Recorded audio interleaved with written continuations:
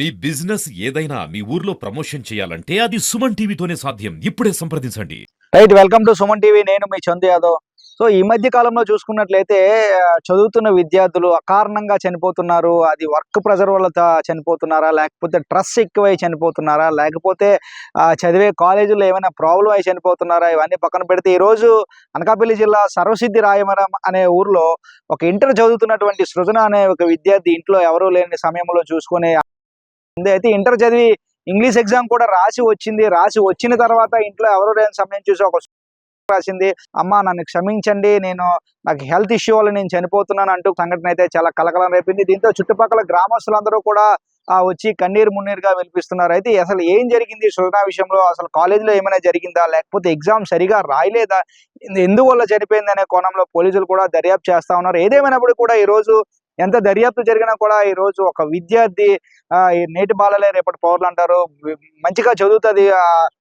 ఎవరైతే సృజన ఫ్రెండ్స్ ఉన్నారో వాళ్ళందరూ కూడా చెప్తా ఉన్నారు, చాలా మంచిగా చదువుతుంది, ఎప్పటికప్పుడు చాలా యాక్టివ్గా ఉంటుంది, తను ఏం జరిగిందో కూడా తెలియట్లేదు అంటూ కూడా కొంతమంది స్టూడెంట్స్ కూడా చెప్తున్న సందర్భం కనిపిస్తుంది. ఏదేమైనప్పుడు కూడా ఎగ్జామ్ రాసి వచ్చిన తర్వాత ఎందుకు ఈ అఘాయిత్యానికి పాల్పడింది, కాలేజీలో ఏమైనా ఇష్యూ జరిగిందా, లేకపోతే ఎగ్జామ్ రాసినప్పుడు ఎగ్జామ్ సరిగా రాయలేదని బాధపడిందా, లేకపోతే హెల్త్ ఇష్యూ ఏమైనా ఉందా, నిజంగా హెల్త్ ఇష్యూ వల్ల చనిపోతున్నట్టు తెలుస్తుంది. అయితే హెల్త్ ఇష్యూ వల్ల చనిపోతే నిజంగా ఎంత హెల్త్ ఇష్యూ ఇంట్లో తల్లిదండ్రులకు తెలియకుండా ఉంటుందా అనే మరో కోణం కూడా వెలుగులోకి వస్తుంది. అయితే ఏదేమైనప్పుడు కూడా ఈరోజు అల్లారు ముద్దుగా పెంచుకున్నటువంటి కన్న కూతురు ఈరోజు దూరమైందని ఆ తల్లిదండ్రులు కూడా విలిపిస్తూ ఉన్నారు. మరోవైపు గ్రామస్తులందరూ కూడా ఇంటి దగ్గరికి వచ్చి గ్రామస్తులందరూ కూడా అసలు చాలా బాగా చదువుతుంది, ఎందుకు ఇలా నిర్ణయం తీసుకుందో నిజంగా చాలా బాధ అనిపించే విషయం అంటూ కూడా గ్రామస్తులు కూడా చెప్తున్నారు. ఏదేమైనా ఈ సంఘటన మొత్తం ఏదైతే ఉందో సరస్వతి రాయవరం కొనవరం గ్రామంలో పూర్తిగా ప్రజలందరూ కూడా ఒక ఆందోళనకు గురైన సంఘటనగా చెప్పవచ్చు. వారందరూ కూడా గ్రామస్తులందరూ కూడా వెలిపిస్తున్న సంఘటన కూడా చూడొచ్చు. ఏదేమైనప్పటికీ కూడా చదువుతున్న విద్యార్థులు ఏమైనా మీకు సమస్యలు ఉంటే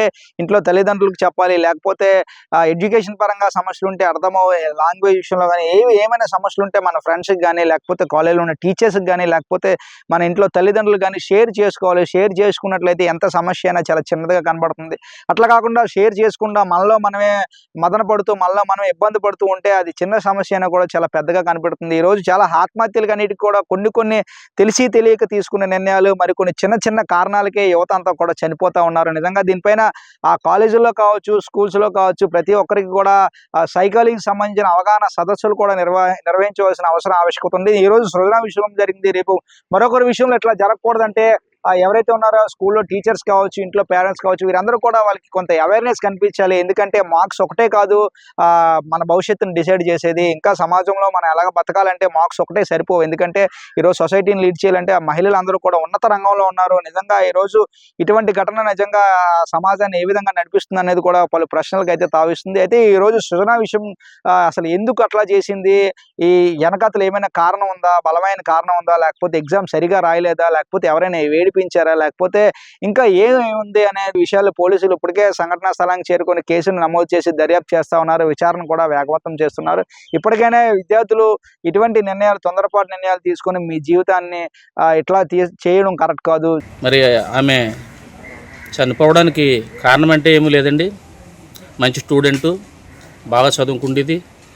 కాకపోతే మన పరిచయంలో మరి ఏమైనా కొంచెం ఇబ్బందులు కలిగేటో తెలీదు. మరి నిన్న చదువు కొంచెం నీరసంగా ఉందని చదువు వెళ్ళొద్దని చెప్పారంట నాన్నగారు. మానేసింది. చదువు కూడా ఎక్కువ చదువుకమ్మ, కొంచెం తగ్గించుకో, బుర్రగట్ట కొంచెం నీకు ఇటుగా ఉందేమో కొంచెం అని చెప్పడం జరిగింది. ఆయన చారిపిల్లపాలెం గ్రామం భోజనానికి వెళ్ళి తిరుపతిలోకి తలుపులు కూడా క్లోజ్ చేసుకోకుండా ఓపెన్గా ఉన్నాయి.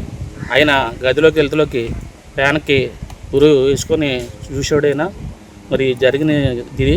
దానికి మంచిగా అమ్మాయి చనిపోవడం వల్ల గ్రామస్తులు అందరం కూడా విచారం వ్యక్తం చేస్తున్నాం. ఇంటర్ సెకండ్ ఇయర్ చదువుతున్నప్పుడు అమ్మాయి ప్రజెంట్ నిన్న ముందు రోజు అంటే బుధవారం ఇంగ్లీష్ ఎగ్జామ్ రాసి వచ్చిందండి. ఎగ్జామ్ రాసి వచ్చిన తర్వాత కొంచెం డల్గా ఉన్న వల్ల పేరెంట్ అడిగారు, అమ్మ డల్గా ఉన్నామని చెప్పేసి అంటే కొంచెం బాగాలేదు, రెడీ ఉంటారని చెప్పేసి అంటే సరే ఎక్కువ చదువుకో, కొంచెం రెస్ట్ తీసుకొని చదువుతుంది అని చెప్పేసి అన్నారట. అయితే నేను మధ్యాహ్నం 12 అంటే లక్ష్మీవారం 2 గంటలకు కూడా ఆయన వేరే చోట భోజనానికి వెళ్ళేటప్పుడు పుస్తకం చదువుతూ కనబడితే అమ్మ ఎక్కువ చదువుతున్నావు, అందువల్ల నువ్వు ఇది సరిగ్గా మెదడుకి ఎక్కట్లేదు కాబట్టి నువ్వు కొంచెం రెస్ట్ తీసుకున్న తర్వాత చదువుతూ కానీ అని చెప్పేసి అని చెప్పడం జరిగిందండి. అయితే ఆ అమ్మాయి మనోడు భోజనానికి వెళ్ళి వచ్చేసరికి తలుపు తెరిస్తారు, ఆ అమ్మాయి ప్యాన్కి ఊరేసుకొని ఉండడం కనబడింది. అయితే ఈ అమ్మాయికి కొంచెం హెల్త్ కూడా బాగోలేదండి. ఈ విధంగా అమ్మాయి ఎలా జరగడం అన్నది మా గ్రామ ప్రజలందరూ కూడా చాలా విచారకరమైన విషయం ఇది.